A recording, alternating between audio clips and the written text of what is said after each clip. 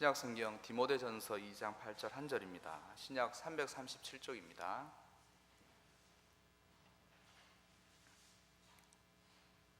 같이 읽겠습니다. 시작. 그러므로 각처에서 남자들이 분노와 다툼이 없이 거룩한 손을 들어 기도하기를 원하노라. 아멘. 삶의 태도를 변화시키는 삶, 네 번째로 남자의 삶에 대해서 설교하려고 합니다.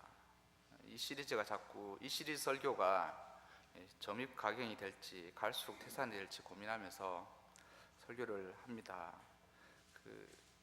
시대가 변화가 있다고 하는 이야기를 이야기하지 않아도 실제로 느끼시죠. 자신의 시대에 느끼시기도 하고, 나는 그런 시대를 못 살았는데 그런 시대를 살아가는 사람들과 함께 살아가면서 세상이 많이 바뀌었다, 이런 경험을 할 수도 있으실 거라고 생각합니다. 우리가 온고지신의 지혜가 있으면 변화하는 시대에도 예전에 좋은 전통을 잘 지키고, 또한 전통을 잘 지키면서도 새로운 시대의 조류에 잘 반응하면서 살아간다면 우리는 과거의 삶보다는 항상 풍요로운 미래를 살 수 있다고 생각합니다. 각자에게 달린 것이죠. 어떤 사람은 세상이 변화되어서 너무 좋은 세상을 살아간다 이렇게 감사할 수도 있지만, 어떤 사람은 세상이 뒤바뀌어서 마치 이놈의 세상이 어떻게 돌아가는지 잘 모르고 나도 몸도 마음도 정신도 다 적응이 안 돼서 나 정말 이런 시대에 살아가기가 쉽지가 않다 이런 생각을 할 수도 있는데요. 각자에게 달려있다고 생각합니다. 그런데 이런 시대적인 조류에 따라서 남자는 과연 누구고 남자는 어떻게 살아가야 되느냐, 예전에는 전통적으로 변함없는 남자의 상과 아버지의 상, 남편의 상이 있었기 때문에 설교할 필요가 없었죠. 왜냐하면 집에서 잘 가르쳤고, 그리고 그것을 잘 답습했었습니다. 따라왔었다는 거죠. 근데 세상이 바뀌다 보니까 흔히 막말로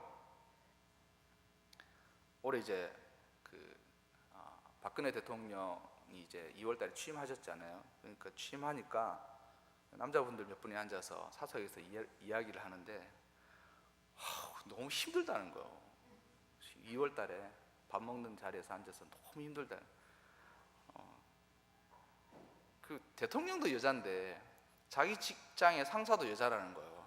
결제하는데 이제 상사한테 그 결제 라인이 올라가는데 거기에 상사가 계신다는 거예요.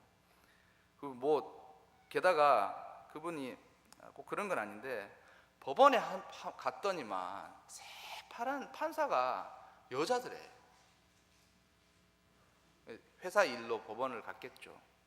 회사 일로 법원을 갔는데 법원 행정소송을 하는데 그 새파란 법원 가보시면 알겠지만 가운데 주무관이라고 중심 주재하는 법관이 나이 지극하신 분이 한 분 앉아 계시고, 옆에 젊고 새파란 사람이 둘이 앉아 있어요. 이제 부심이라고 이해하는데 그 부심 중에 한 사람이 여자더라는 거예요. 주로 부심들은 이야기하지 않습니다. 주무관이 다 이야기하는데 그날따라도 행정소송 때문에 갔더니만 여자가 칼같이 날카로운 지적을 해가지고 빠꾸 먹었다는 거야. 그러니까 너무 힘들다는 거야. 대통령도 여자, 사장도 여자, 법원대 가도 여자, 그리고 공무원 이런 거에서도 여자 비율이 훨씬 1등하고, 지금 대표적인 거지만 사법고시 68%가 여자들이 합격하고, 여자들이 합격한 비율도 많지만 이제 사법고시 합격했다고 되면 지금 로스쿨로 바뀌었지만 이제 나라에서 불러줘야 이제 법관이든 이제 검사든 둘 중에 하나가 되고, 안 되면 변호사로 나가는 거잖아요. 68%가 여자라는 거예요. 그러니까 너무 힘들다. 시대가 바뀌니까 남자들이 예전에는 당연히 누렸던 것, 아니면 당연하다고 생각하는 게 막 흔들리니까 심리적으로 이 변화가 서뜻 다가오지가, 상황은 벌써 바뀌었잖아요. 대통령 벌써 여자가 지금 다 하시고 거기 하는데 남자들이 이렇게 어떻게 반응해야 될지를 잘 모르는, 너무 힘들다는 거예요.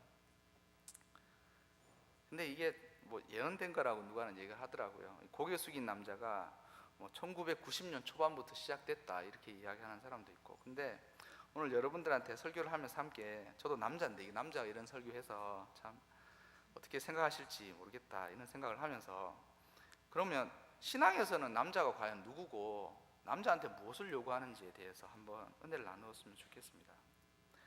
나이가 드신 분들은 오늘 설교를 들으시면서 그냥 유연한 마음으로 설교를 받아주시는 걸로 제가 감사하고 족한 걸로 알고, 젊으신 분들이 있다면 저의 이야기를 다 깊이 새겨서 스스로의 삶을 잘 쇄신하시기를 바랍니다.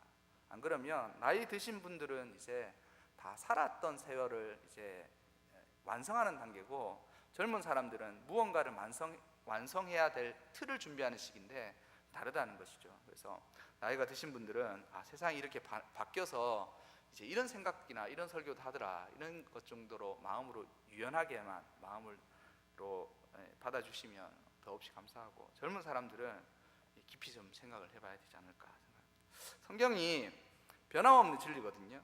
부인할 수 없죠. 성경 변함없는 진리라는 사실을 부인하면 설교할 필요도 없고 설교 들을 필요도 없습니다. 그런데 그 점에 대해서 부인하실 사람은 없다고 생각하는데, 성경은 시대적인 상황과 환경 속에서 쓰여졌습니다. 그리고 성경이 시대적인 상황과 환경 속에서 쓰여졌다는 것을 성경이 스스로 그것을 인정해요. 그 말이 뭐냐면, 우리가 성경이 쓰여졌을 때의 시대적인 상황과 형편을 그것이 성경이 말하는 진리라고 이야기하면 자칫 오류를 낳는다는 것이죠.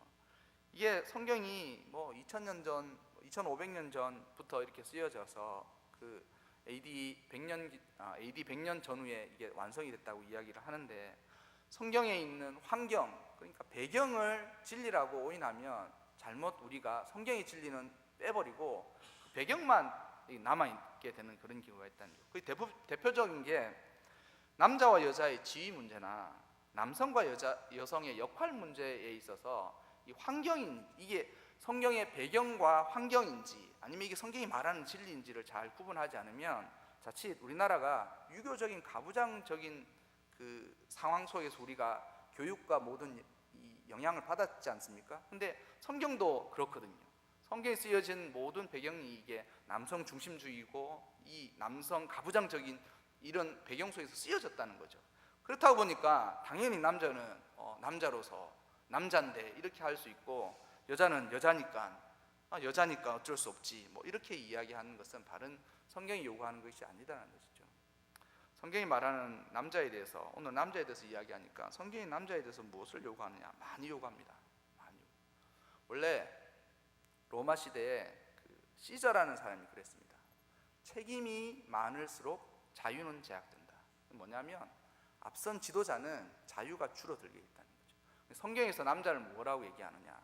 남자는 중심이다 이렇게 이야기하거든요. 그렇다고 여자가 변두리다 이 얘기를 하는 건 아니지만, 남자는 무게가 주어진다는 거죠. 남자는 앞에서 나가는 사람이라는 것이죠. 남자는 한 집안을 이끌어야 될 사람이라는 것이죠. 그래서 성경에서 남자를 무엇이라고 얘기하느냐?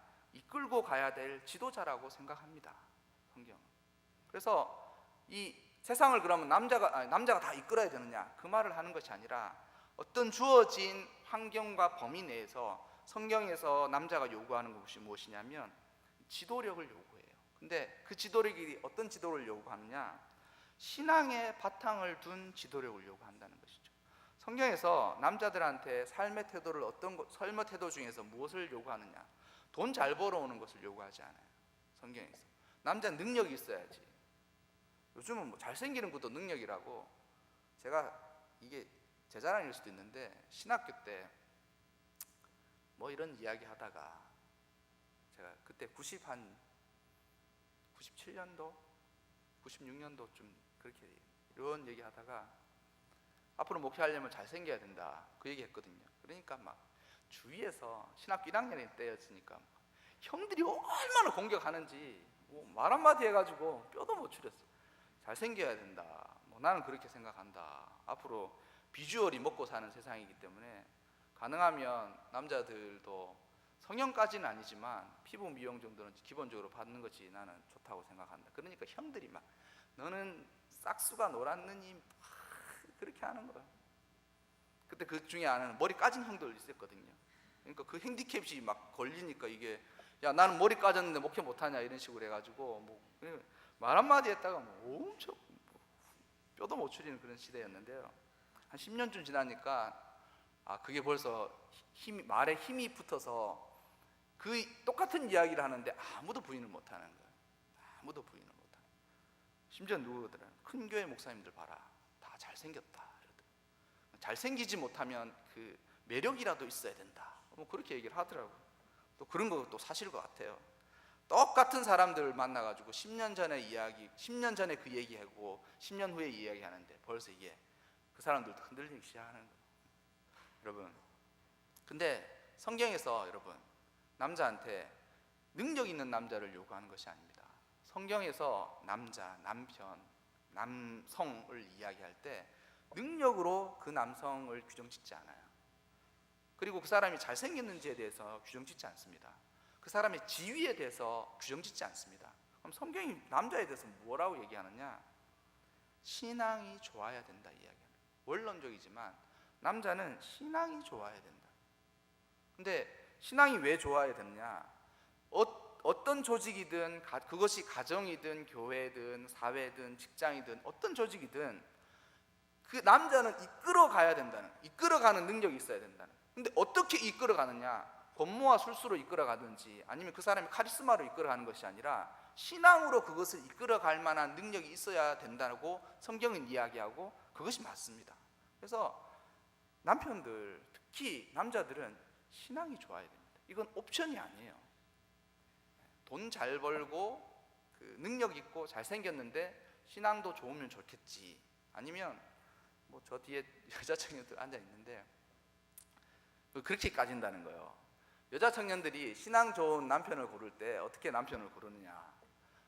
직장도 웬만하고 얼굴도 괜찮고 키도 큰데 신앙이 좋으면 좋다는 거예요. 이해하십니까? 이해하세요? 신앙 좋은 사람, 신앙이 좋아야 돼요, 믿음만 볼래요 이러는데 그 믿음으로 볼 사람들을 벌써 이미 딱 이렇게 키는 170 이상이고요, 170 이하는 절대 안 돼요, 뭐 그렇게 하고 뭐 집은 어때야 되고요, 어떻게 해야 되고요, 뭐 그렇게 해놓고 그 사람들을 싹 뜰채로 떠서 그 위에서 신앙 좋은 사람을 고르려고 하니까 세상에 결혼할 사람이 없는 거예요. 세상에 결혼할 사람이 없는 거예요. 그러니까 이게 이중잣대라고 하는 거예요, 여러분. 그러나 성경에서 남자한테 진정 원하는 것이 무엇인 줄 아십니까? 그 남자는 가정을 이끌고, 가장이면 그 집안을 이끌고 가야 될 사람이잖아요. 가장이라고 이야기했을 때 그 집안을 신앙으로 이끌고 갈 수 있는 사람이어야 된다는 거죠. 아브라함이 본토 친척 아비 집을 떠나올 때에 그는 그 집안의 가장이 아니었습니다.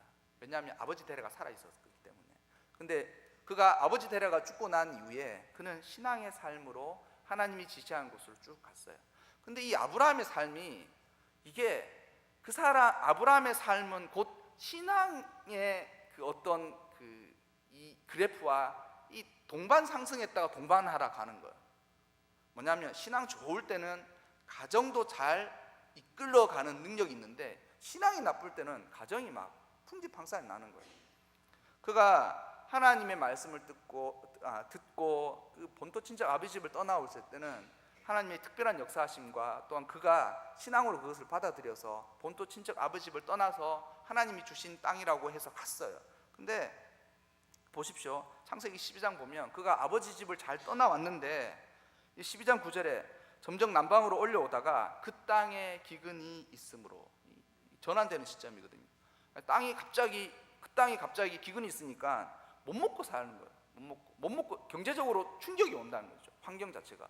그러니까 그는 신앙을 접고 이 경제적으로 살 수 있는 편안한 선택을 했습니다. 그게 뭐냐면 애굽으로 내려가는 것이었습니다. 근데 하나님의 말씀은 거기서 머물고 그 땅에서 제단을 쌓으면서 있는 것이 하나님의 뜻이었거든요.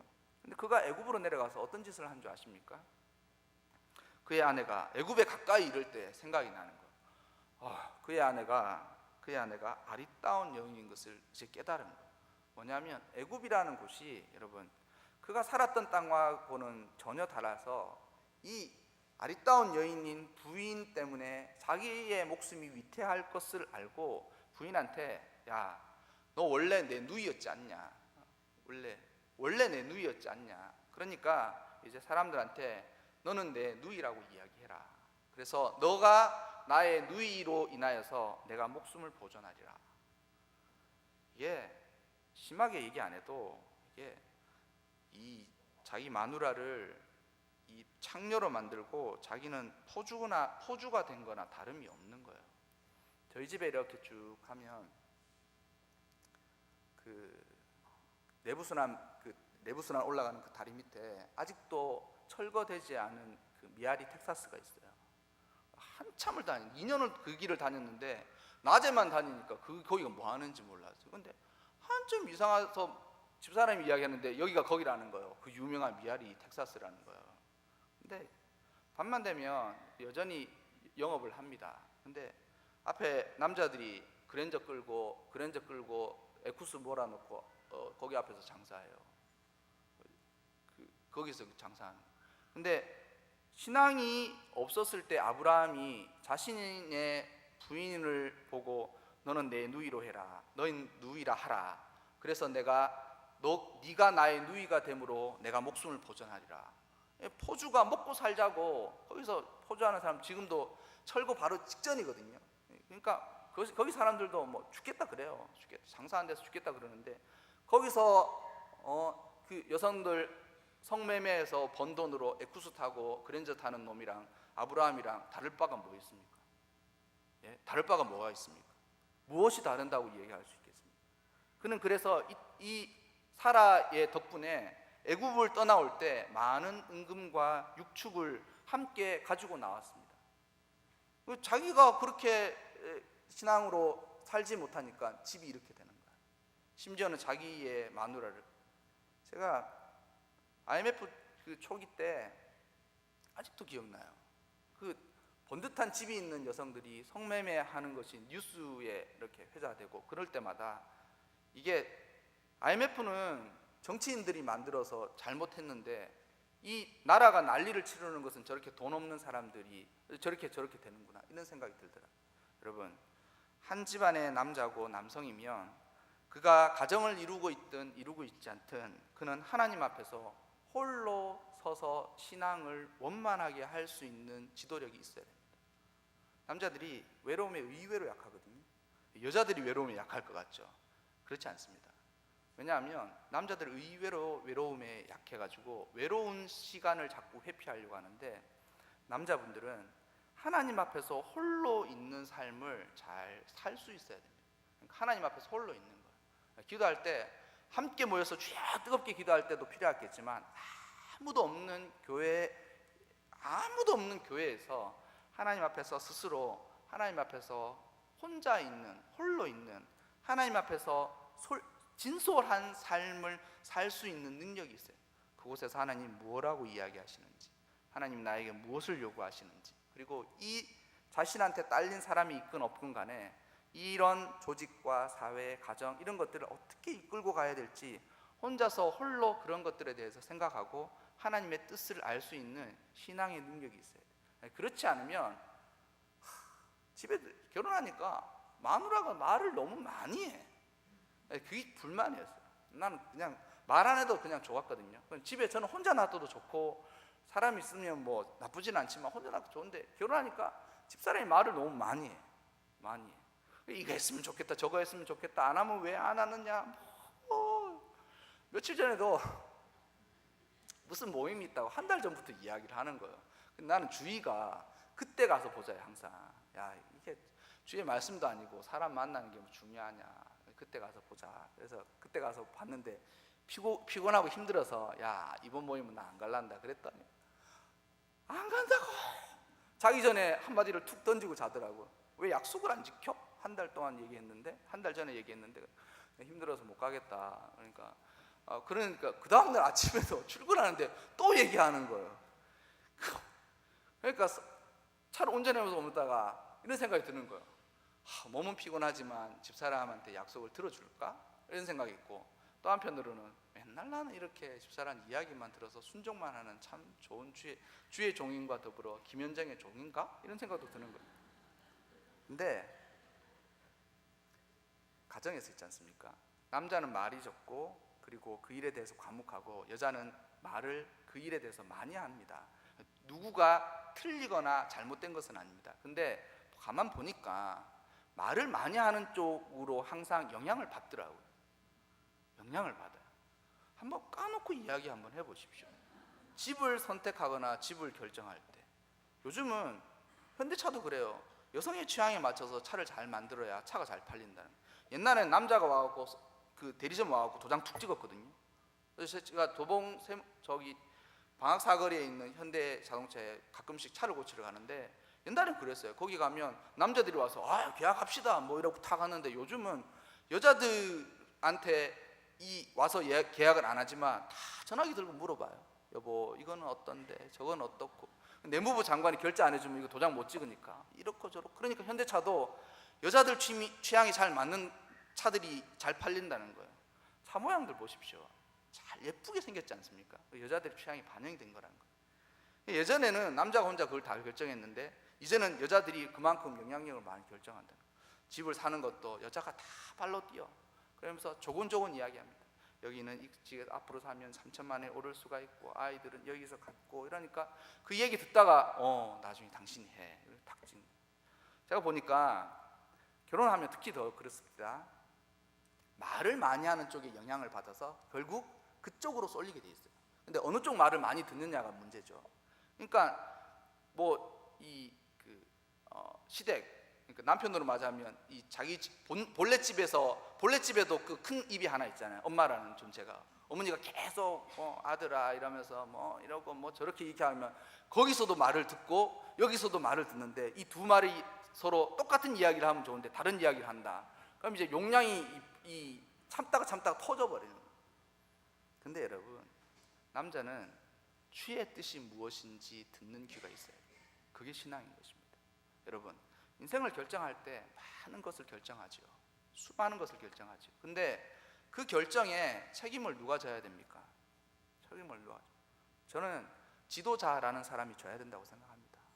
가정에 자기가 지도자가 아니라고 하면 그 결정에 책임질 필요가 없다는 거죠. 근데 그 가정의 지도자라고 생각하면 집안에 그 대소사, 그러니까 마당 쓰는 문제부터 밥 숟가락 사는 문제, 그리고 장차 아이들 결혼하고 집을 사고, 그리고 인생 가운데 일어난 모든 문제의 책임을 자신의 어깨 위에 올려놓는 것이, 그것을 당연하게 생각하는 것이 남자예요. 근데 그 모든 결정 가운데 누구의 영향을 가장 많이 받아야 되느냐? 하나님 앞에서 홀로 기도하며 주의 뜻을 따라서 살아가는 남자만이 지도력을 인정받을 수가 있고, 그때에야만 가정도 잘 다스릴 수가 있다는 것이 제가 말하는 거고 성경의 결론이에요. 보십시오. 한 남자의 신앙의 이 상태에 따라서 집안이 얼마나 달라지는지. 남자가 잘못 선택해서 불신앙의 길을 가면 그 여자를 창녀 만들고 자기는 포주처럼 생활하는 것이 남자예요. 남자가 그렇게 대차고 용기 있는 사람이 많습니까? 없어요. 그러니까 남자가 이렇게 연약한 존재인 것을 알고 하나님 앞에서 홀로, 그리고 하나님 앞에서 변함없이 흔들리지 않는 신앙이 무엇인지, 하나님이 나에게 무엇을 이야기하시는지 들을 줄 알고 결정할 줄 알아야 가정을 잘 이끌어갈 수가 있다는 것이죠. 동의하십니까, 여러분? 동의하십니까? 그래서 여러분, 나이가 뭐 결혼을 하셔서 다들 남편이 있겠지만, 여자분들한테 한번 말씀드리고 싶은 것은, 우리 남편 꽤 벌고 그나마 성격도 착하다는 이야기 하는데, 착하다는 그거는 한 필요 없는 거예요. 그게 자꾸 남편 이야기 하실 때 장점이 없으니까 남편이 참 착해요 그런데 그런 얘기 하지 마세요. 제일 답답한 이야기예요. 우리 남편 참 착해서 뭐 하려고요? 착해서 천국 갈 수 있으면 그 착하면 좋지만 착해서 천국 못 가는데, 그 착하는 거는 그 신앙의 범죄는 들여다 놓지 마세요. 나중에 사위 구할 때나 그런 사람 구하시면 돼요. 그 사람 착한지 안 착한지, 우리 딸 말 잘 듣는지 안 듣는지, 그걸 하고 지금 나의 남편 이야기 하실 때는 신앙을 먼저 보시라는 거예요. 신앙. 우리 남편 그 말도 안 되는 착한 게, 그러면 착해서 지금 뭐 일이 된 게 뭐 있습니까? 착해가지고. 그거는 그러니까 꺼내지 말고, 신앙의 남편을 이야기하실 때 포기하지 말고 신앙의 문제를 위해서 늘 기도하고 애를 쓰십시오. 그러니까 우리 남편의 신앙이 어떤지 스스로 객관적으로 판단해서 돈도 괜찮게 벌고 착해요. 자식들한테 너무 잘해. 자식들한테 안 지극한 남편이 누가 있습니까? 그런 걸로 다 나머지를 커버하려고 생각하지 말고 신앙 하나를 딱 떼놓고 우리 남편의 상태가 어떤지를 스스로 생각해서 이 스스로 생각한 기준이 함량 미달이다. 그러면 애를 쓰십시오. 남편을 어떻게 신앙으로 살아가게 할지, 그리고 내가 어떻게 해야 될지에 대해서 애를 쓰시고 절대 포기하지 마십시오.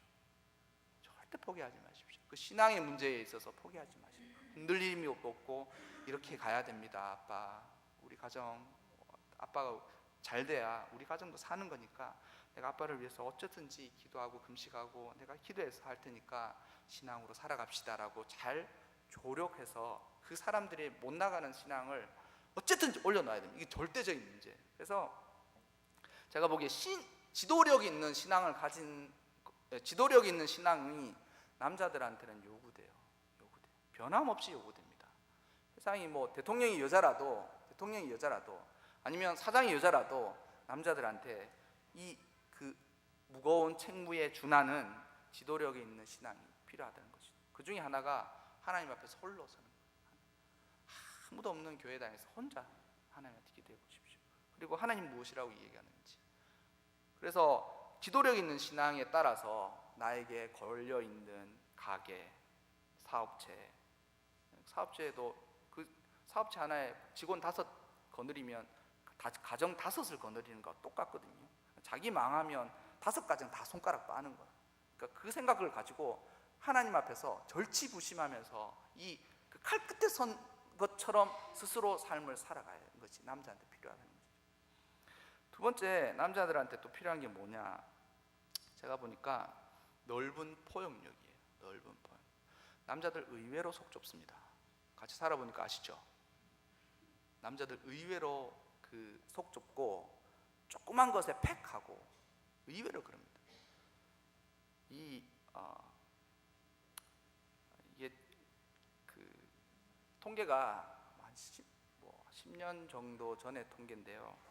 그때 한참 동성애가 이 사회적으로 만약 분분하고 있을 때 동성애라는 것이 이제 같은 이성이 아니라 동성을 좋아하게 되는 것이지 않습니까? 근데 동성애 그 토론이 있어가지고 리서치를 좀 했는데요.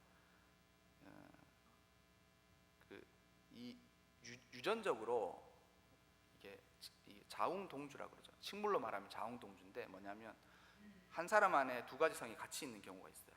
근데 유전학적으로 모든 게 42번째 염색체가 마지막이 여자는 XX로 돼 있고 남자는 XY로 돼 있거든요. 근데 희한하게 이 사람은 XXY로 돼 있는 거예요. 이게 이러니까 자웅동주처럼 그렇게 돼 있는데 이게 3%만 그렇대요. 확률적으로 3%도 치수가 굉장히 많죠. 그래서 많다 이렇게 생각했는데 그 나머지 97%는 뭐냐? 의도적으로 자기가 선택한다는 거예요. 뭐냐면 자신의 성적인 정체성을 여자임에도 불구하고 나는 남자라고 생각한다든지 아니면 남자임에도 불구하고 나는 여자라고 생각해서 이 성적인 문제에 있어서는 그렇게 접근을 한다는 거예요. 근데 왜 그렇게 접근하느냐? 이 뒤로 이렇게 추적해 보면 이 자기가 어떤 사건과 계기를 통해서 이 남자와 여자에 대한 어떤 기존의 틀이 깨지거나 아니면 거기서 충격을 받아서 스스로 그것을 의도적으로 그런 걸 선택한다는 거예요. 뭐냐면 쉬운 예로 적절한 예를 제가 들어드릴게요. 제가 함께 같이 신앙생활을 했던 분 중에 남자 성기가 없으셨던 분이 계셨어요. 이분이 정말 XXY였어요. 염색체. 남자 성기가 없는 거예요. 근데 이분이 성적인 정체성을 나는 남자라고 확립을 하고 연대 세브란스가 그런 종류의 수술을 가장 잘하거든요. 연대 세브란스에서 딱 수술까지 딱 해서 근데 한 1년쯤 지났나요? 수술은 다 끝나고 수술도 한 3년에 걸쳐가지고 다른 쪽의 살을 가지고 와서 만들고 정말 그때마다 교회가 정말 기도 많이 했어요. 수술 실패할까 싶어서. 그리고 근데 한 1년쯤 지나서 수술 다 잘 다 끝났어요. 근데 와 사서에서 그분이 그러시는 거예요. 뭐 다 어떤 처지인지 아니까 뭐 제가 남자로 살고 싶어서 남자로 선택했는데 이게 남자들이 그렇지가 못하대요. 그 뭐냐면 남자들이 자기가 그러니까 여자도 아니고 남자도 아닐 때 남자를 보니까 남자들이 큰 문제가 있어도 괜찮아 이렇게 하고 뭐 좀 실수를 해하고 그래도 내가 좀 할게 뭐 이렇게 호방하고 대차고 또 그 포용력 있는 그런 사람들일 줄 알았더니만 남자들 사이에서 들어와서 자기가 이제 남자가 되고 남자들한테 들어와 보니까 남자들이 그렇게 쪼잔하고 그렇게 밴댕이 소갈딱지처럼 그렇게 군다는 거예요. 그래가지고 그분이 한다는 이야기가 엄청 요즘 후회가 돼요 이러는 거예요. 근데 그 얘기 듣는데 얼마나 낯뜨겁던지 내가 그 남성과 여성을 선택해야 되는 그 사람이, 그래서 그분은 벌써 성인도 지났을 때거든요. 선택해야 되는데 자기는 남성이 이렇게 포용력 있고 뭐 이렇게 괜찮아 뭐 이렇게 할 줄 알았더니 그 집단 안에 들어가니까 뭐 별거 아닌 것 같고 그렇게 쟁쟁거리고 교회 안 나온다 그러고 찾아갔는데 만나주지도 않고 조그만 거 하나 안 해준다고 난리 치고 그래가지고 내가 잘못했나 막 이런 생각이 들어서 지금 요즘 고민이라고 하는 거, 후회한다는 거예요. 그 얘기를 듣는데 얼마나 낯뜨겁던지. 여러분, 신앙에서 남자를 무엇이라고 이야기하느냐면 이 사람은 넓은 포용력을 가진 사람이어야 된다고 생각하는 거예요. 잠언 17장 13절에 그 여인이 싸움할 때 어떻느냐, 물방울이 연이어서 떨어지는 것과 같다 그렇게 이야기하고, 잠언 21장 3절에 21장 정확하지 않아요. 21장 3절쯤에 그 여인을 제어하기가 연이어 이렇게 그 지붕에서 물이 떨어지는, 그러니까 어디로 떨어질지를 모르는 것처럼 참 그렇게 알 수가 없다 그렇게 이야기하는데, 그 이야기에 대해서 새로운 해석을 누가 말하는데 그런 여자를 제어하지 못하는 남자는 더 큰 문제라는 거예요. 여자가 그런 사람인지 몰랐느냐는 거죠. 이 남자가 얼마나 남자 구실 못하면 여자가 말대답을 꼬박꼬박 할 정도로 말 안 되게 이야기하느냐. 한번 남자들하고 얘기해 보십시오. 괜히 고집 부리고 말 안 통하고 논리적으로 이야기해도 답을 못하고, 그리고 하다가 안 되면 결국 힘이나 완력으로 무엇을 제압하려고 하지 않습니까? 그러면 안 돼요. 남자가 흔들림 없는 신뢰를 가정이든 조직이든 교회든 주려면 이 사람은 넓은 포용이 있어요. 누구든지 와서 이야기를 하면 딱 듣고 그 일에 대해서 전후좌우를 잘 이야기를 하고 스스로 그 일이 맞다고 생각하면 자기 자신을 변화시킬 수 있는 포용력이 없으면 그 그늘 밑에 아무도 안 와 있으려고 그런다는 것이죠. 아무도 안 와요. 여러분, 가지 많은 나무에 바람 잘 날 없는 것은 사실입니다. 그러나 여러분, 어떤 한 나무가 많은 그늘을 제공하고 많은 새들한테 쉼자리를 주려면 나무가 커야 돼요. 항상하게 가시 같은 가지 몇 가루 딱 잎사귀 그거 딱 내놓고 새들도 와서 쉬어라, 뭐 밑에도 그늘에 와서 쉬어라 그러면 그 그늘에 쉴 데가 없는데 누가 들어가겠습니까? 남자는 그렇게 하면 남자는 넓은 포용력을 가지고 누구든지 다 받아줄 만한, 받아줌에도 불구하고 그것들을 정리정돈할 수 있는 이 포용력이 있어야만 가정도 조직도 교회도 잘 이끌어갈 수가 있는 것입니다. 예전에 한때 제가 존경했던 목사님이, 교회가 다 잘되고 그러는데 이건 우리 교회는 뭐 이런 일이 없는데 당회가 제어가 안 된다는 거예요. 그 장로님들이 막 그래가지고 그 목사님이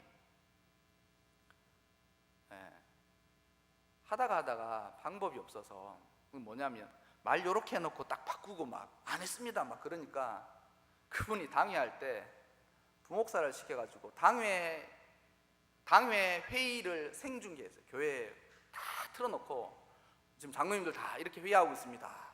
이렇게 앞으로 하겠다고 그렇게 해놓고, 원래 헌법상 그게 모든 회의가 다 기록으로 돼 있고 서명 날인하게 돼 있거든요. 그 법을 들어서 이렇게 합니다라고 돼 있는 거예요. 그리고 나서 당회가 제어됐대요. 말하고 절대 안 바꾼다는 거예요. 그리고 근엄하게 그렇게 하시지요. 대부분 이렇게로 끝난다는 거예요. 근데 그 카메라가 딱 꺼지면 이거 아닙니다, 저거 아닙니다 막 이렇게 하신다는 거예요. 여러분, 이 남자들이 포용력이 없으면 항상 군림하려고 합니다. 압제하려고 해요. 큰 소리로 여자를 제어한다든지 되지 않는 논리와 고집으로 그것을 꺾는다든지, 그리고 그런 것들에 대해서 특별히 자녀한테 아버지가 말하는데 내가 이 집안의 가장 아니야 이렇게 하면서 내가 다 돈 버니까 이놈 새끼들 이러면 그렇게 하면 자식들이 찾아오지 않습니다. 이게 포용력이 있느냐 없느냐는 신앙의 문제와도 더불어서 옵션이 아니에요. 아빠가 포용력이 있어서 다 받아줄 수 있으면 좋지, 당연히 그렇게 해야죠. 근데 못 받아주면 가정이 제대로 이끌어져 가지 않습니다. 사람이 멀리 보는 멀리 보는 시각과 이 해안이 있음에도 불구하고 지금 내 앞에서 일어나는 일들에 대해서 살뜰하게 챙기는 이런 것들이 있어야만 어떤 곳이든지 제대로 잘 해간다는 것이죠. 남자답다라고 잘못 생각하시는 분들이 집안에 일어나는 대소사 그냥 다 맡겨놓고 알아서 해 이렇게 하고 자기는 돈만 벌어오면 그걸로 끝난다고 생각하면 오산입니다. 집안에 일어나는 모든 일들에 대해서 살뜰하게 보여주죠. 근데 그게 어떻게 되느냐? 그 사람한테 가서 이야기하고 싶어야만 그런 일들이 일어날 것 아니겠습니까? 그래서 남편들한테 넓은 마음을 가지라는 것이죠. 오늘 본문에서 뭐라고 그러겠습니까? 남자들한테 너희가 각처에서 일어나는 모든 일들에 대해서 거룩한 손을 들어서 기도하기를 원한다. 기도하기를 원한다. 자그마한 문제 하나부터 큰 문제에 이르기까지 기도하기를 원한다는 것이죠. 근데 그 마음이 있어야 된다는 것이죠. 여러분, 집안에 일어나는 일들에 대해서 엄마는 거의 케어를 해요. 왜냐하면 보니까 돈에 대한 경제권을 엄마가 다 행사하시더라고요. 돈에 대한 경제권을 다 엄마가 행사하시더라고요. 요즘 중고등부 애들도 이 결제란이 어딘지를 잘 알더라고. 이걸 아빠한테 이야기해야 될지 엄마한테 이야기해야 될지를 잘 알고 그래서 번갈아 가면서 잘 하는 것 같아요. 그러니까 큰 문제는 아빠한테 매달리면 되고 자잘한 문제는 엄마한테 매달려야 된다는 걸 잘 알더라고요. 근데 여러분, 큰 문제나 작은 문제나 한 집안의 가장이고 남자가 되면 잘 살뜰히 살펴야 됩니다. 그렇게 살뜰히 살피는 마음을 가져서 모두를 안고 가야 된다. 말 안 듣는다고 쥐어받고 내 뜻대로 안 된다고 성질 내고 이렇게 하면 안 되고 잘 살펴서 그 집안을 그 조직을 그와 함께 살아가는 사람들을 이끌어 가야 된다는 것이죠. 여러분, 트렌드가 변해서 세상이 그렇다 이야기하지 마시고 본문 대표적인 것도 아브라함인데 성경에 나와 있는 남자들을 쭉 한번 살펴보십시오. 그들은 지도력이 있는 사람임에도 불구하고 포용력이 있는 사람이었어요. 성경에 있어서 가장 좋은 아버지가 누구였을까? 이 통계가 사설적인 통계예요. 한 사람이 고신대학교 신학대학원을 다니는 사람들에게 직접 조사했대요. 성경에서 가장 바람직한 아버지가 누구일까? 근데 희한하게도 누구일 것 같아요? 다윗. 어떠십니까? 다윗. 왕의 신앙도 괜찮고 왕의 우리 집안에 우리 남편이 다윗이다. 한번 생각해 보십시오. 골똘히 한번 집에 가서 묵상해 보십시오. 우리 집안의 남편이 다니엘이다. 괜찮지만 다니엘 남편을 데리고 같이 함께 살아가는 나는 어떨까 한번 생각해 보십시오. 가장 좋은 남편의 상으로 예수님의 아버지인 요셉을 꼽았다고 합니다. 근데 요셉에 대해서는 알 수가 없잖아요. 근데 어떻게 그렇게 답을 내렸느냐? 예수님이 신이지만 인간이잖아요. 그러면 인간 예수님을 그렇게 잘 키울 수 있는 것은 아버지 요셉과 마리아의 덕이라는 것이죠. 근데 요셉의 사건에 대해서는 딱 하나밖에 안 나와 있잖아요. 그의 아내가 임신하였다라는 소식을 듣고 그 일을 처리하는 것만 주요한 사건은 나오잖아요. 그것을 비추어 보아도 요셉은 살뜰한 사람이에요. 이 일이 어떻게 일어날지, 그걸 어떻게 배려해야 될지 그것에 대해서 잘 생각하고 있었다는 것이죠. 요셉의 생각은 이것이었습니다. 그가 나와 약혼했지만 그는 다른 사람과 사랑하는 사람이 있다. 임신했으니까요. 나와는 정혼한 약혼을 한 상태인데 그는 다른 사람과 아이를 가졌다는 게 사고적인 상황이 아니라 나와 약혼했지만 그는 다른 사랑하는 사람이 있다. 그런데 지금 내가 만약 그 문제를 들어서 저 여인을 정죄하면 저 여인과 태중에 있는 아이는 죽고 그것으로 인해서 또 한 사람은 상처를 받게 되지 않느니까. 그래서 그가 생각했던 것이 그것이었습니다. 합법적으로 결혼한 이후에 내가 정당하게 이 여인과는 나는 살지 못하겠다라고 자기가 스스로 희생하여서 이 여인을 내어보내주는 거예요. 그래서 이혼 중수를 낳아서 가만히 끊고자 하였다는 그 말은 낙태를 이야기하는 것이 아니라 그러한 사건들을 알고 이 여인을 다시금 이혼하게 해서 그 사람이 다시 재혼할 수 있는 문제까지를 생각해서 거기서 이렇게 결정을 한 거라는 거죠. 여러분, 대찬 남자면 어떡하겠습니까? 칼 들고 들어갑니다.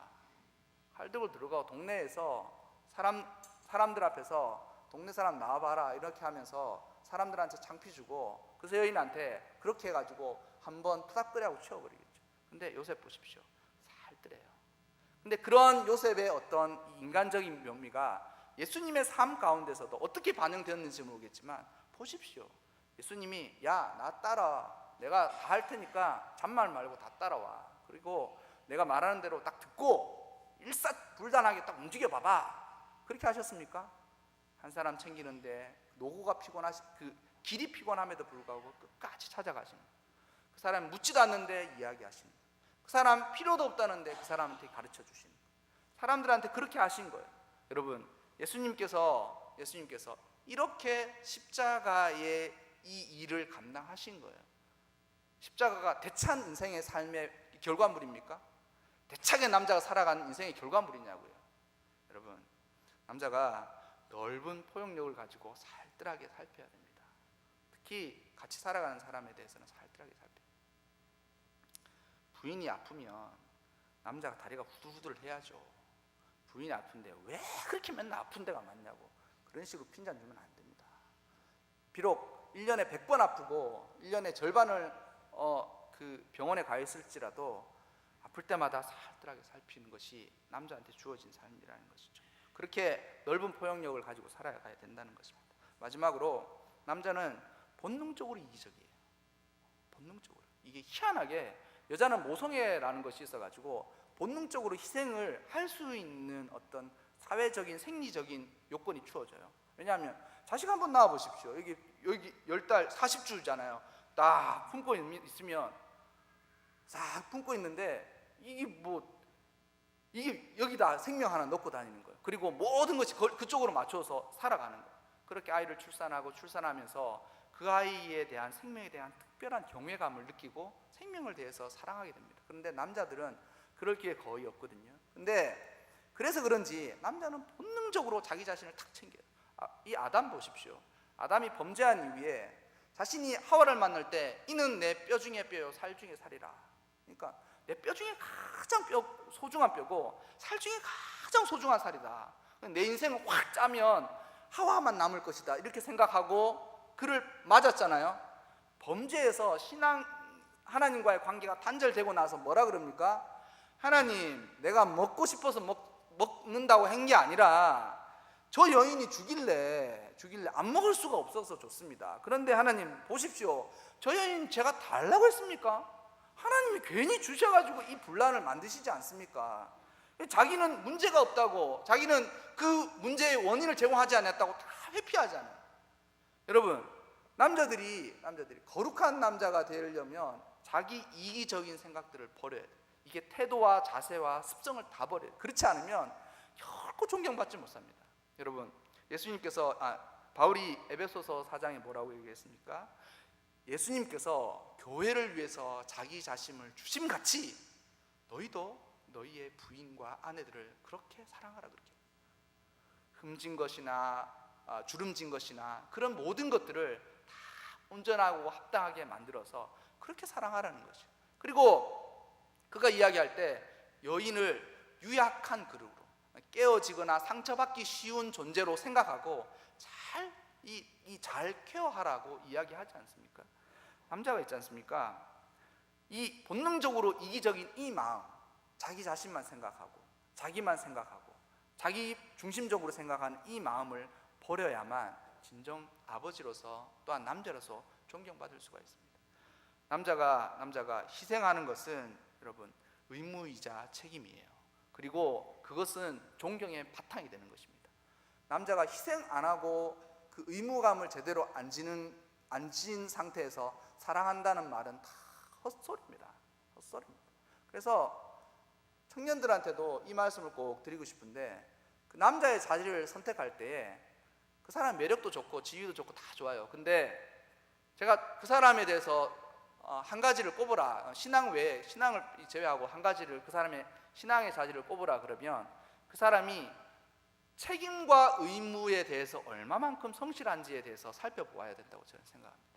어떤 일을 맡기든지 자신의 삶에 주어져 있든지 그 사람이 얼마만큼 책임감 있고 성실하게 의무를 행하는지에 대해서 딱 보면 그 사람의 대충 어느 정도 이해 나온다는 것이죠. 남봉꾼들이나 여자들 아주 힘들게 하는 그런 사람들 있잖아요. 대부분 의무와 책임에 대해서 자유로운 영혼들이. 그러니까 집은 어떻게 됐는지 말든지 자신은 방랑벽이 생겨서 자기는 역막살 끼었다고 이렇게 휘휘 돌아다니는 거. 집안은 어떻게 되는지도 모르고. 남자가 할 짓입니까? 결혼을 하지 말았어야지. 그런 책임이 없을 것 같으면 하지 말았어야지. 교회도 마찬가지입니다. 교회 중직자들이 되시면 교회에 대한 책임을 지셔야 돼요. 교회에 대한 책임을 지셔야 돼요. 그 책임이 없이 중직자로서 교회에서 대접은 물론 당연히 받아야 된다고 생각하고 자신의 말이 교회에서 합당하게 이루어져야 된다고 생각함에도 불구하고 교회에 대한 책무와 책임을 하지 않는다. 그럼 바람난 남편이나 그 남봉꾼인 남편이나 바를 게 뭐가 있겠습니까, 여러분? 그래서 남자가 진짜 남자로서 살아가려면 자기 희생, 끊임없는 자기 희생이 필요해요. 아빠는 헌신하는 거예요. 그리고 그것이 자랑할 것도 안 되겠지만 자랑이라고 생각하지 말고 그것을 당연한 의무라고 받아들이는 사람이 이 진정한 남성으로서의 요구되는 삶을 살 수가 있는 것이라는 것이죠. 여러분, 이 시대가 남자가 남자의 역할을 잘 못하고 여자가 여자의 역할을 잘 못합니다. 그런데 이것이 남성과 여성의 역할이 구분지어 있다. 남자는 대통령 해도 되고 여자는 대통령 하면 안 된다. 이 말을 하는 것이 아니라 기본적인 성적인 정체성의 이야기를 하는 것입니다. 남자는 남자로서의 삶을 잘 살아가야 돼요. 여자는 여자로서의 삶을 잘 살아가야 되는 거예요. 이것은 어떤 주어진 특정 역할이 있다는 것이 아니라 이 반듯한 하나님의 창조의 원리 안에서 어떤 아름다운 모습으로 서로가 이 약점을 보완하고 장점을 살려줄 수 있는 보완의 관계로서 나아가야 된다는 것이죠. 여러분, 교회 안에서 여기 예배 듣고 있는 남자들이 여기 안에 한번 생각해 보십시오. 이 균형이 없어져 가지고 여기 다 남자만 여기 앉아 있다고 생각해 보십시오. 요즘은 성도가 다 남자야. 그러면 있지 않습니까? 주일날 밥은 누가 합니까? 그리고 이 밥에 문제가 있으면 그런 이야기 들지 말라고 누가 한번 지적했는데 교회가 어떻게 되겠습니까? 맨날 싸워요. 일은 안 되고 맨날 싸워요. 그렇지 않겠습니까? 그리고 반대로 됐다고 생각해 보십시오. 반대로도 마찬가지입니다. 그러니까 하나님께서 왜 남성과 여성, 남자와 여자를 만들어 두셨느냐? 이 둘 다 특별하게 잘할 수 있는 어떤 능력과 그 힘을 주신 거예요. 그래서 그 두 사람이 협력했을 때 앞으로 잘 나갈 수 있도록 만들어 두셨다는 것이죠. 그래서 남자에 대한 이야기도 하고 남편에 대한 이야기도 아울러서 드리지만 여러분, 우리가 이 세 가지에 대해서 꼭 한번 생각해 보셨으면 좋겠습니다. 먼저 말씀드렸지만 대부분 여자들이 이 이야기를 듣는데 무슨 소용이 있을까? 여러분, 여자분들이 이런 남자를 만드십시오. 그래서 남편이 지도력에 있는 신앙으로 하나님 앞에서 홀로 잘 서 있는. 제가 여자분들은 항상 향상성이 있어요. 신앙이 있어서 쭉 있는데 이게 저희 교구도 그래요.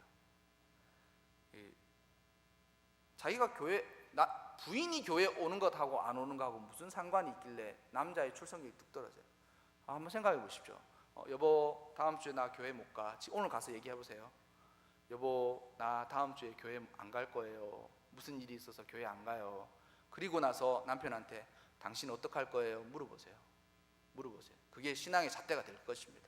여보, 다음 주 나 이런 일 때문에 교회 못 가요. 토요일 날 어디 갈 거니까 당신 어떡할래요? 그러면 남편이 그래, 잘 갔다 와. 나는 예배 드리러 가야지. 이 얘기가 나오는 게 정상이에요. 근데 우리 교구도 지금 그런 부분에서 자유롭지 못한데요. 부인이 교회 안 오면 남편은 당연히 교회 안 와. 이게 그럼 자꾸 부인의 치마 꼬리 붙들고 천국 가려고 하는 그런 사람들이 있다는 거예요. 그러면 안 됩니다. 자신 혼자서 홀로 하나님 앞에서 잘 설 수 있어야 되고, 남자는 어디서 세게 이야기만 하는 것이 남자가 아니라 넓은 마음을 가지고 모든 사람들을 포용해 줄 수 있는 사람이 되어야 된다는 것입니다. 괜히 큰 소리만 지르고 힘으로 막 야 이렇게 하지 말고, 그리고 마지막으로 남자는 희생할 수 있어야 됩니다. 의무와 책임을 어깨 위에 딱 졌을 때 이것을 즐거워해야 됩니다. 이렇게 해야, 내가 이렇게 희생해야. 존경스러운 가장들한테는 그게 항상 있었던 것 같습니다.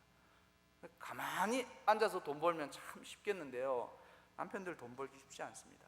남편들 자기는 하기 싫음에도 불구하고 접대 자리 가서 알량한 미소와 함께 어떻게든 계약 성사하려고 사람들한테 비위 맞추고, 절대 쉽지 않습니다. 무슨 직업이 여러분 그렇게 편안하게 돈 벌 수 있는 직업이 뭐가 있습니까? 공무원이요? 공무원 한번 해봐라 그러십시오. 공무원 그 짝 짜여진 그 조직 세계에서 한번 저기 노원구청 앞에서 식사하는데 교구의 식구를 만났어요. 공무원이거든요. 구청에서 일하는데, 와, 그 공무원들은 직급으로 밥을 먹는다는 거예요. 직급으로. 그러니까 돌솥 비빔밥만 45개를 시켜서 먹어요. 왜 그러냐 그러니까 자기는 돌솥 비빔밥 싫어하는데 과장님이 돌솥 비빔밥을 시키라 그래서 다 시킨다는 거예요.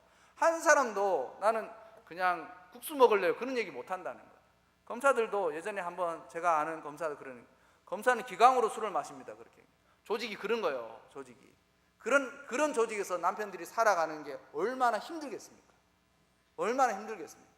장사는 쉬워요? 택배요? 택배는 쉽습니까? 조금 늦게 오면 왜 전화 안 오냐고 전화를 닥달하고, 늦게 오면 갖고 가세요 그렇게 하고, 병비실에 두고 가세요 그렇게 하는, 남자가 하는 일 중에 쉽고 편한 게 뭐가 있습니까? 근데 그런 것들을 어깨에 딱 쥐고 이것은 내가 해야 될 일이라고 스스로 생각하고 그것을 성실하고 의무 있게 살아가는 사람만이 가정이든 교회든 그가 있는 조직이든 인정받고 존경받는 것입니다. 여러분, 남자들이 많지는 않지만 이런 것들에 대해서 남자들은 다시금 자기 자신을 쇄신하고, 여자분들은 남자를 내가 알고 있는 남자, 그게 자식일 수도 있고, 자식도 마찬가지예요. 자식은 더 잘 가르쳐야 돼요. 내가 알고 있는 자식일 수도 있고, 내가 아는 남자 남편일 수도 있고, 자식일 수도 있고, 이렇게 모시는 시아버지일 수 있고, 함께 이 직장 생활하면서 만나는 이런 남자일 수도 있는데, 그런 한 남자들에 대한 이런 선명한 기준들을 가지고 잘 그들을 남자가 남자로서 살아갈 수 있도록 여자들이 잘 도움이 되었으면 좋겠습니다. 그리고 마지막으로 드리고 싶은 이야기는, 여러분, 성경은 이런 남성과 여성의 이야기를 할 때 지위와 고하에 대해서 엄격하게 구분지어 준 것은 아닙니다. 이 둘 관계를 늘 협력하여서 하나가 하나를 도와줄 수 있을, 다른 사람이 다른 사람을 도와줄 수 있는 그런 동반자의 관계라고 이야기를 하는 거예요. 인생을 살아갈 때 누구랑 가장 오래 살 것 같습니까? 누구랑 가장 오래 살 것 같아요? 결혼 안 한 사람은 뭐 또 다르겠지만, 누구랑 이 보편적인 어떤 일반적인 사람들이면 누구랑 가장 오래 살 것 같습니까? 배우자거든요. 그런 배우자와의 관계에서 이런 좋은 영향이 있어지면 삶이 얼마나 윤택하겠습니까? 언제나 윤택하겠습니까?